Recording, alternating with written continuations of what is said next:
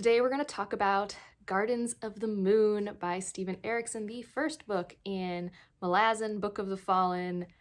Whoa, that was an experience. I do have a spoiler vlog that I'll have linked in the cards for my entire reaction experience as I read it.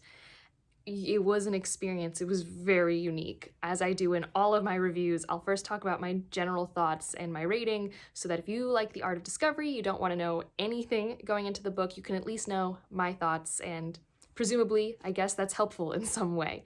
So my thoughts, I do not regret reading it. I'm quite satisfied that I've read it. It's a complete thought, which I was pleasantly surprised about. And it was worth it. It was worth the work. I feel like I just did a marathon and I feel good about it.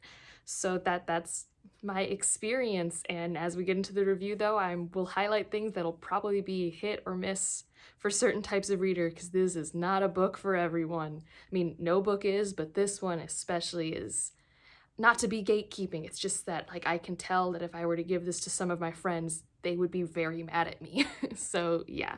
So I ended up giving it 4 out of 5 stars, even though there were parts of it where I thought it would be 3.5 or 3, but because of how it all came together, that was my experience. I really had a reasonably good time. Now let's get into the rest of it. So we're gonna start with our synopsis. How to do a synopsis for Malazan. The back of the book is not helpful. So basically what you have is this world, and we're focusing on this one part of it, Genebacus. It's this island that the Empress really wants to conquer, the last remaining free cities, and that's where we kind of start, is she wants to conquer these free cities. You start at Pale, and then there's this other city, Darujistan, that is going to be the center of the plot. And on this journey, you're going to meet a couple central points of the characters. You're going to meet most people are actually involved with the Empress, but you're going to have Whiskey Jack and his crew, who used to be part of the Bridge Burners, which was a big deal before the Empress took over. You've got Perrin and Lorne, who's the adjunct, and that's kind of like her right-hand man-ish. And then you've got the people of Darujistan, who are kind of, sort of, they're all together, and it's unclear how this misfit crew are a unit, but they are a misfit crew in Darujistan, and you kind of follow these threads, these groups, as the fate of this kind of island peninsula is determined. That is, I guess, the plot of Malazan, and yeah, that's about as good as I'm gonna get. I'm not sure if I could do much better. And let's talk about what is the best part of this book, and that's the world. The world is phenomenal. The world building execution, probably very hit or miss, because it's not kind. I think this one could be as difficult, if not more difficult, than the world building in Nine Fox Gambit, which is a sci-fi series that I really love. But like that series, this one very much throws you into it. You know as much as the characters, except the characters don't explain things to you, because something that might be new to you is a fact to them. They're not gonna define things in their head, because that's not what you do when you understand something so innately. And also, there's a lot of stuff that the main characters just don't understand or know. There's a lot of big lore history coming into play that is kind of forgotten. So it's really confusing, but if you like that puzzle, it was a fun puzzle.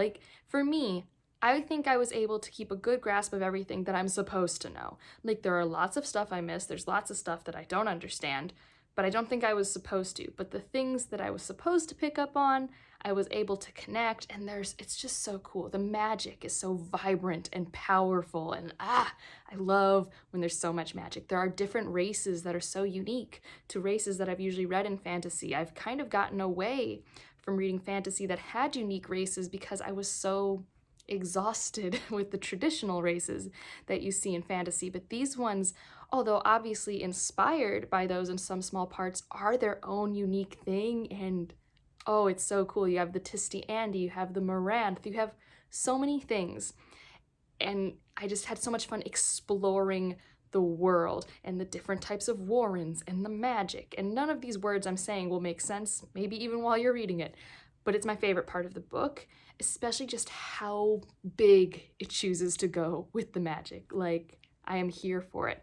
Also, I love the ascendants or the gods. I love when there are deities involved, and this is very synonymous to what you would see in Greek mythology, where the gods are personalities, they have their own agendas, but they kind of more take a back seat in the story, even though their influence is very much felt, and I loved it. Oh, it was so good. Like, if you want high epic fantasy that is puzzly, that is unlike anything you have like consumed before, because at least for me, it is a very unique world building experience, and I had a blast with it. I would also say, in terms of world building, like, there are this global political tension that I think is actually explained really well throughout the story, and the atmosphere and just how Darujhistan is described. I am not someone who's very good at understanding how a place looks or feels, but Erickson's writing, like, I could see the faint hues of the Darujhistan streets. I could feel the atmosphere of certain moments, whether it was in Pale or Darujhistan or on the plains traveling between the two. It was so vibrant. This world was so alive to me and fantastical. Like, I don't know what else I'll read in this world, but I know it will be a unique, vibrant experience. I'm really excited for that. And now let's talk about characters, because as you all know, I need to connect characters in order to enjoy most anything, and this is a multi point of view story. Like I said in the synopsis, you have a lot of little groups. Like, there's probably 20 important characters. Like, I'm not even saying like any of them are main or supporting. Like, some get more point of views than others, but they all get actually very little page time. Every time you see a character, it's a very concise experience. But for me, it still ended up being good. Like, I didn't feel like I didn't understand a character's motivation. They all felt like unique people. They had personalities. So how he did it was very unusual for me, but also really worked. My only complaint is that I would have loved to see more character relationship develop on the page, like different friendships, different relationships in general. There's a lot of stuff that could have been put on the page that wasn't, and I'm not that upset about it, but that's like my tiny complaint about character development in general, is that although I actually do get a lot of introspective character thinking moments for people like Lorne and Perrin, you don't get that as much with people interacting with each other and seeing that happen. Because I do think when we do have character interactions on the page, they're so good and it implies so much like stakes to a situation, because suddenly I'm like, oh, I care about this friendship. So now if something happens to one of them, I'm really going to like, I don't know how to describe it, but I really love character relationship dynamics. And although I don't think this was done badly, I just wanted a bit more. And like I said, it's really impressive that there are so many characters that I really like, even though they all had quite few pages dedicated to them, like Perrin and Tattersail and Lorne and Croup. Like, I could keep going. Sorry, the different gods.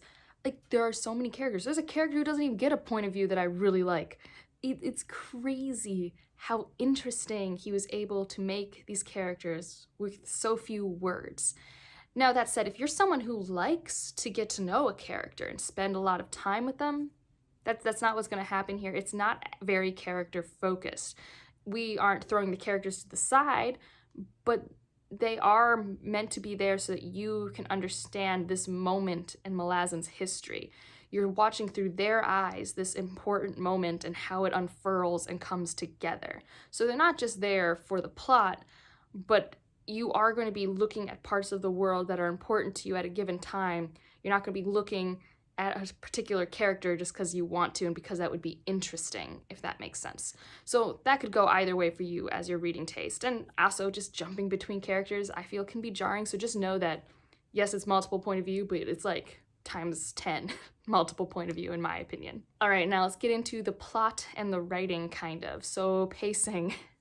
This pacing's all over the place. This took me 20 days to read. This is not that long. An average 500-page book normally only takes me a week at most. This took me 20 days. Part of that is because in the middle, it's really slow burn slow. Like, really slow. Like, I was reading a chapter a day, and the chapters are like 20 to 30 pages. And it's small print, and they're, kind of tall pages. But still, it was really slow in the middle, to the point where that's where I was at, a point where I was thinking, is this 3.5 star book? It's all going to depend on the ending. Because both the beginning and end have really great pacing, in my opinion. And that middle is, I think, required. I think it could be sped up just a smidge.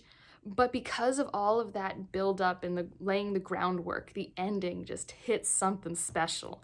So instead of calling it like a boring, slow-paced middle, I think of it as a really good slow burn. But that's all in hindsight. While you're reading it, I think it can be a little hard to get through the middle sections because there's a lot of confusion and there's a lot less cool, confusing things to distract you from trying to piece together the lore and the politics of it all. One of my favorite things about this, though, is that you can predict things. Things are confusing as all get out, but if you are paying attention, you can guess certain things that are really subtle. At least I thought they were really subtle. I was really proud of some of the things that I was able to guess. One of them was just a hypothesis based off, I've read fantasy for a long time, I bet this would be a cool thing he did. But the other one was straight up, I was just really paying attention to this one character. I'm like, I bet this is a thing, and it was a thing, and I was really happy and proud of myself. So I really liked that, although it's confusing, if you want to pick up the breadcrumbs, there's payoff for you as a reader. It doesn't just like come out of left field.